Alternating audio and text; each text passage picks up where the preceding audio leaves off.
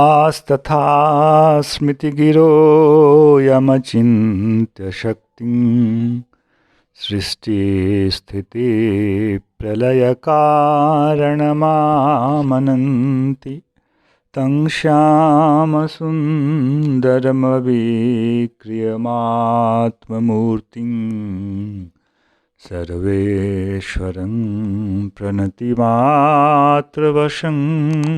भजामः। अज्ञाननिरधिरुपैति यया विशोषं भक्तिः परापि भजते परिपोषमुच्चैः तत्त्वं परं स्फुरतिदुर्गममप्यजस्रं साद्गुण्यभृत्स्वरचितां प्रणमामि गीताम्। नारायणं नमस्कृत्य नरं चैव नरोत्तमं देवीं सरस्वतीं व्यासं ततो जयमुदीरयेत्। हरे कृष्ण कृष्ण कृष्ण हरे हरे, हरे राम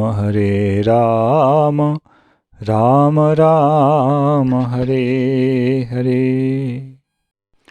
गीता मंजरी का यह 190वां अंक है।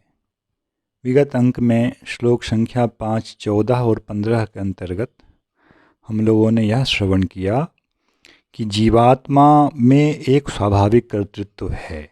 ज्ञान जहाँ है किसी वस्तु को अनुभव करने का, तो उसमें एक कर्तृत्व है, किंतु प्रकृति संबंधी कर्मों का कर्तृत्व उसमें नहीं है, वह उसमें आरोपित होता है। किस प्रकार वह कर्म आरोपित होता है, वह कर्तृत्व आरोपित होता है, किस प्रकार वह कर्म आरोपित होता है और फिर कर्म फल का संयोग उसे प्राप्त होता है, इसकी वैदांतिक स्थिति किस प्रकार से हम समझें कार्य कारण के भाव से, इसको भगवान ने अभी 2 श्लोकों में कहा, जिसमें अज्ञान के द्वारा उनका ज्ञान आवृत है। अज्ञान के 2 भाग कहे गए। एक भाग तो जीवात्मा का स्वाभाविक रूप से ईश्वर से विमुख होना है, और ऐसा होने के कारण प्रकृति शक्ति, माया शक्ति अपनी अविद्यावृत्ति के द्वारा जीवात्मा पर आक्रमण करने में समर्थ होती है।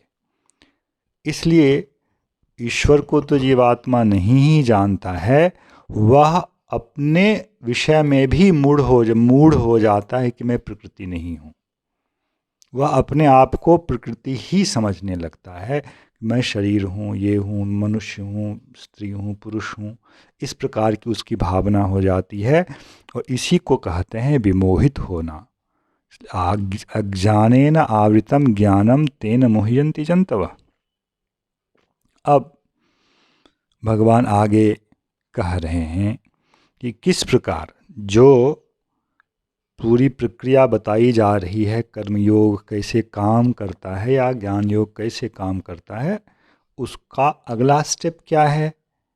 कह रहे हैं ज्ञानेन तु तदज्ञानं येषां नासितमात्मनः तेषामादित्यवज्ज्ञानं प्रकाशयति तत्परम्। भगवान यहाँ कह रहे हैं ज्ञानेन तु तद अज्ञानम येषाम् आत्मनः नाशितम।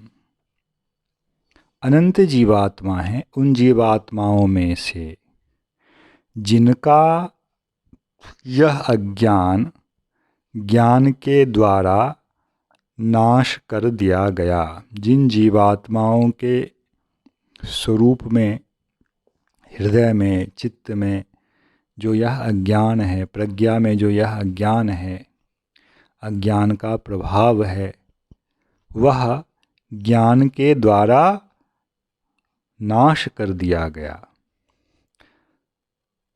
उसके लिए तेषाम् आदित्यवज ज्ञानम प्रकाशयति तत्परम। इसकी व्याख्या में बाद में आएंगे, पहली पंक्ति को और स्पष्ट करें। अज्ञान का नाश करने वाला कौन है? ज्ञान है, यह भगवान ने कहा। अब अज्ञान में दो प्रकार की बातें दास ने कही आपको। एक तो जीवात्मा में ईश्वर से विमुखता है, और इस विमुखता के कारण माया की वृत्ति अविद्या, उसको भी अज्ञान बोलते हैं, वह जीवात्मा पर अपना प्रभाव डालती है, जिसके कारण जीवात्मा भगवान को तो क्या अपने को भी नहीं समझ पाता है, और वह फिर इस शरीर के साथ अपना परिचय मानता है। तो इसकी प्रक्रिया यह है, भगवान ने चौथे अध्याय में कहा था कि कई प्रकार के यज्ञ हैं, वे सब द्रव्य यज्ञ हैं। श्रेयान द्रव्यमयाद यज्ञात ज्ञान यज्ञ परंतप सर्वम कर्माखिलम पार्थ ज्ञाने परिसमाप्यते। सभी कर्मों का अंतिम उद्देश्य क्या है? ज्ञान को प्राप्त कर लेना। वह कैसे प्राप्त होगा? तो उसके लिए भगवान ने प्रक्रिया बताई थी, तद विद्धि, तद ज्ञानम विद्धि, उस ज्ञान को तुम जानो, परिप्रणिपातेन परिप्रश्नेन सेवया। किसके पास जाकर के? उपदेक्षन्ति ते ज्ञानम ज्ञानस तत्वदर्शिनः। तत्वदर्शी जो ज्ञानी व्यक्ति हैं वे तुम्हें ज्ञान देंगे, उस ज्ञान को उनसे तुम ग्रहण करो उपदेश के रूप में, किंतु इसके लिए तुम्हें प्रणिपात, परिप्रश्न और सेवा, इन तीनों प्रमुख भावनाओं को अपने हृदय में रखना पड़ेगा। प्रणिपात का मतलब है शरणागति, गुरु के प्रति शरणागति। सेवया, गुरु की सेवा, और फिर प्रश्न, शास्त्रानुकूल प्रश्न। इसके द्वारा तुम्हें धीरे वे ज्ञान का उपदेश देंगे। फिर यज्ञात्वा न पुनर्मोहम एवं याससी पांडव।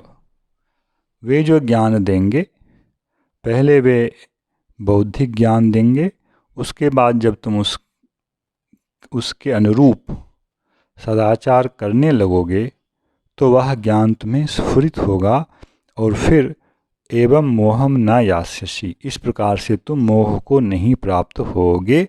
यह सिद्धांत भगवान ने पिछले अध्याय में स्थापित कर दिया है, उसी सिद्धांत को यहाँ लाना है। ज्ञानेन तु तदज्ञानम येषाम नासितम आत्मनः। जिन जीवात्माओं का अपने स्वरूप से संबंधित जो अज्ञान है वह ज्ञान के द्वारा नाश कर दिया गया, मतलब वह सारी प्रक्रिया यहाँ लानी पड़ेगी।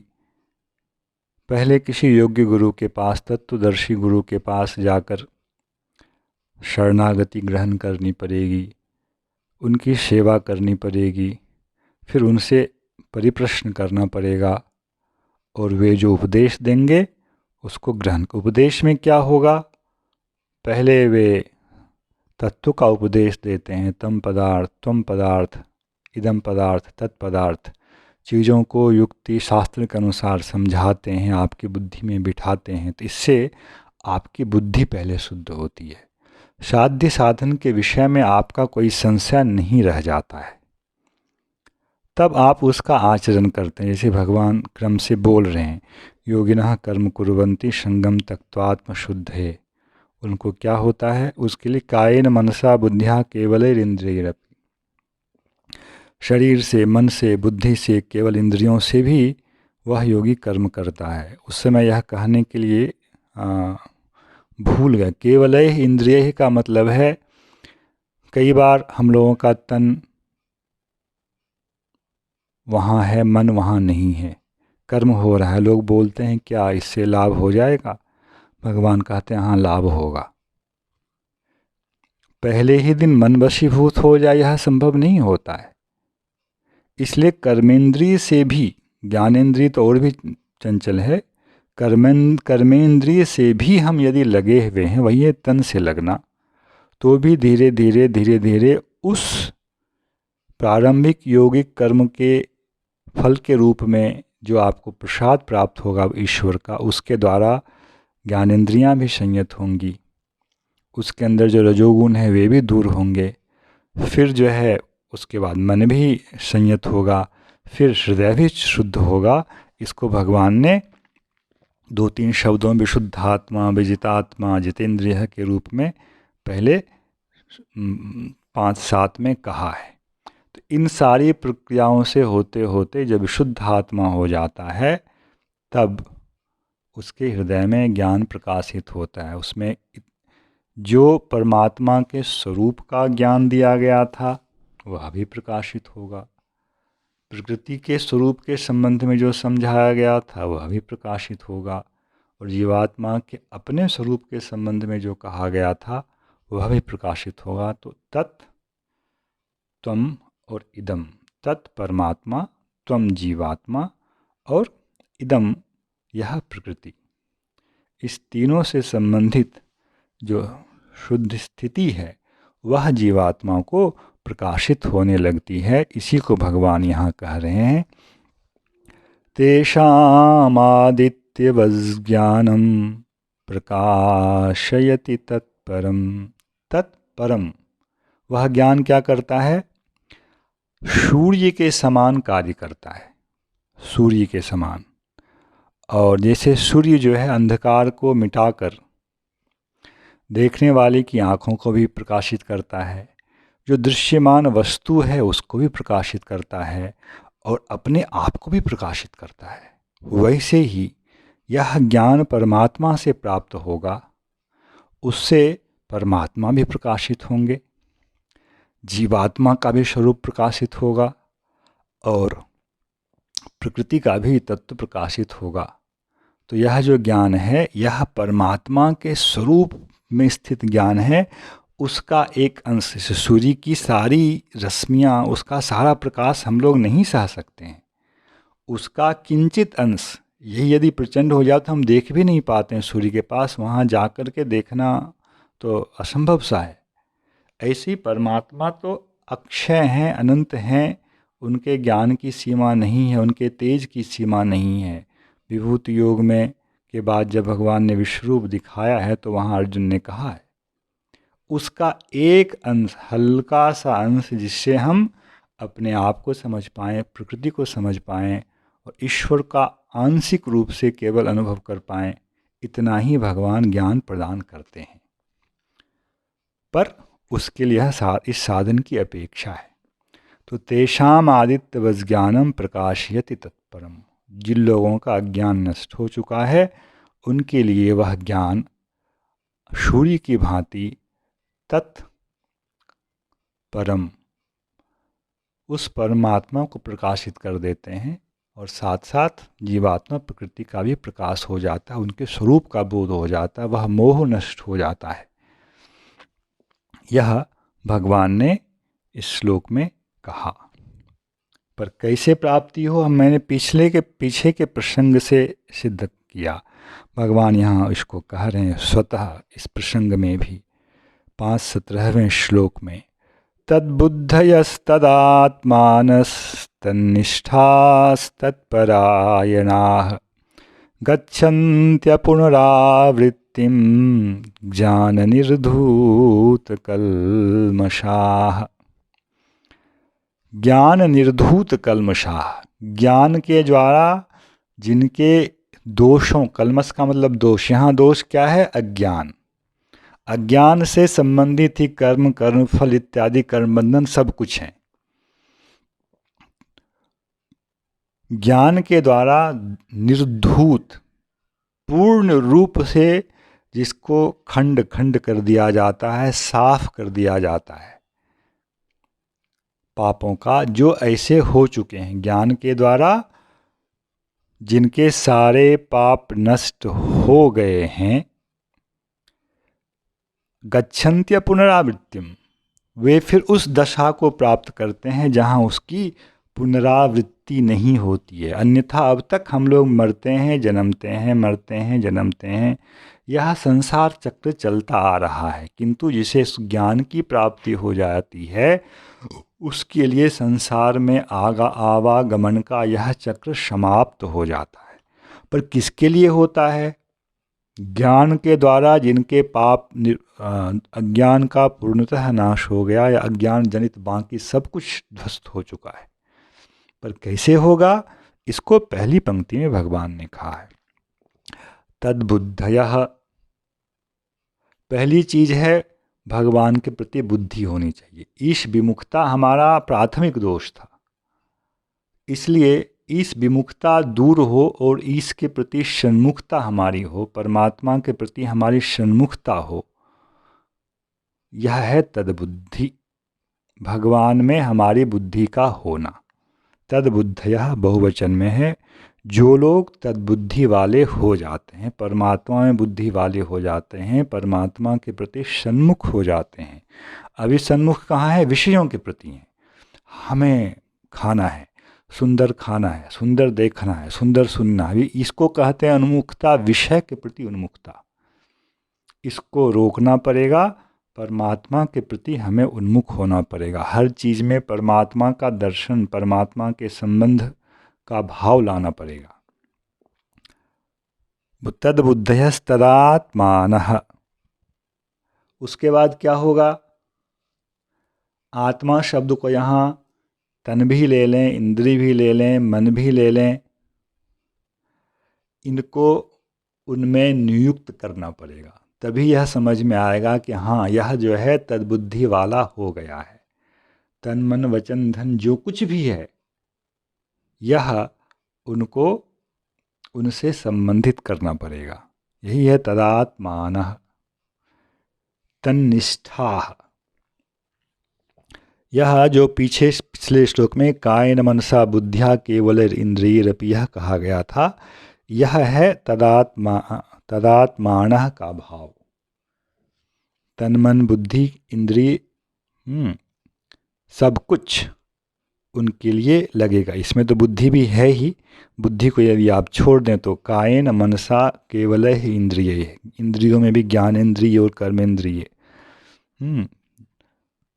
किसी न किसी प्रकार से परमात्मा के प्रति ही संलग्न हो। आप यदि चल रहे हैं तो आपके चलने में यदि भाव है कि मैं मंदिर की तरफ जा रहा हूँ, न कि मैं क्लब में जा रहा हूँ, तो आपका वह चलना, पाँव का जो कर्म है, पैर का कर्मेंद्रिय होने का कर्म, गमन क्रिया, वह भी परमात्मा से युक्त हुई।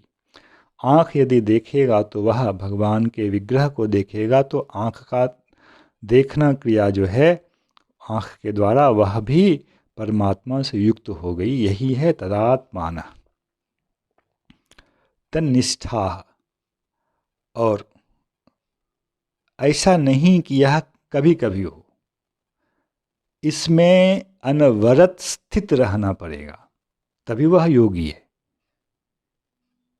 योगी एक क्षण करेगा, एक क्षण नहीं करेगा, ऐसा नहीं कहा गया है। आप यहाँ भी आप देखेंगे तो भगवान ने नित्य शब्द का प्रयोग किया है। श्लोक संख्या 5:3 में भगवान ने कहा, ज्ञेयः स नित्य सन्यासी यो न द्वेष्टि न कांक्षति। नित्य ही उसको इस भावना में स्थित रहना पड़ता है। इसलिए हाँ, कभी महीने में एक बार भगवान के पास चले गए, भगवान का कीर्तन सुन लिया, यह योग की पद्धति नहीं। योग का मतलब है सारा दिन आपका जो है भगवान के संसर्ग में, भगवान के संपर्क में, भगवान की ओर हो। यह तन्निष्ठा, नितराम स्थिति, अतिशय स्थिति उसी में हो। जैसे कोई खेलता है तो दिन भर उसकी बुद्धि, उसका शरीर, उसका मन उसी में लगा रहता है। वैसे ही हम लोग यदि योग के पथ पर चलेंगे तो उसमें आत्यंतिक स्थिति, सदा ही उसमें स्थित रहना हमें पड़ेगा। यही है तन्निष्ठा। छोटी छोटी बातों से यदि हम विचलित हो गए तब वह हमारे लिए योग सिद्ध नहीं हो पाएगा। और इस सब के मूल में क्या है? तत्परायणाः। ये सारे साधन बुद्धि प्राप्त करने के लिए भगवान ने कहा था तद्विद्धि प्रणिपातेन, गुरु के प्रति शरणागत होना। गुरु के प्रति शरणागत होने से ईश्वर के प्रति शरणागति होती है, अन्यथा नहीं होती है। तो ईश्वर के प्रति शरणागत होने के लिए गुरु के प्रति शरणागत हुए। ईश्वर की शरणागति से ही फिर बाकी जो गुरु ज्ञान दे रहे हैं वह ज्ञान भी प्रकाशित होगा। जो हम सदाचार करने जा रहे हैं उस सदाचार का भी पालन हम कर पाएंगे।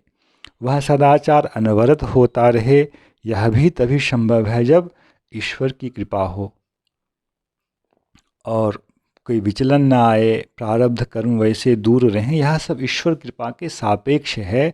इसलिए तत्परायणाः, भगवान की शरणागति जो ग्रहण करता है उसके ही पक्ष में तद्बुद्धि वाला होना, तदात्मा वाला होना और तन्निष्ठा वाला होना संभव होता है।